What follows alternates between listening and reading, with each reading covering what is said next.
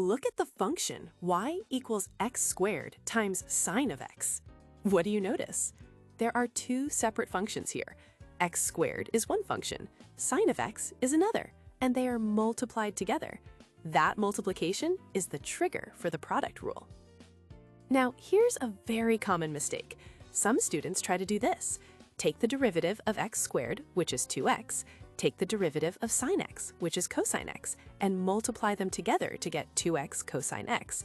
That is wrong. Derivatives do not distribute across multiplication like that. Why? Because both functions are changing at the same time. The product rule accounts for both changes.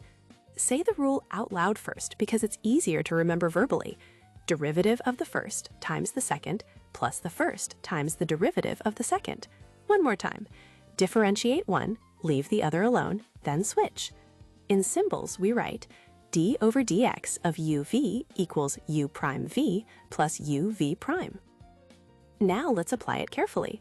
Let u equal x squared and let v equal sine x. Differentiate each one separately. U prime equals 2x.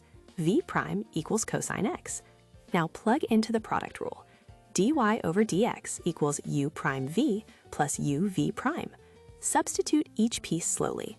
That gives us 2x times sine x plus x squared times cosine x. So the derivative is x squared cosine x plus 2x sine x. Notice something important. The final answer has two terms. That should always happen with the product rule. Each function gets one term being differentiated. Quick self-checks. Did you end with two terms? Did each original function appear somewhere in the answer? Did each factor get differentiated exactly once? Final answer? dy over dx equals x squared cosine x plus 2x sine x.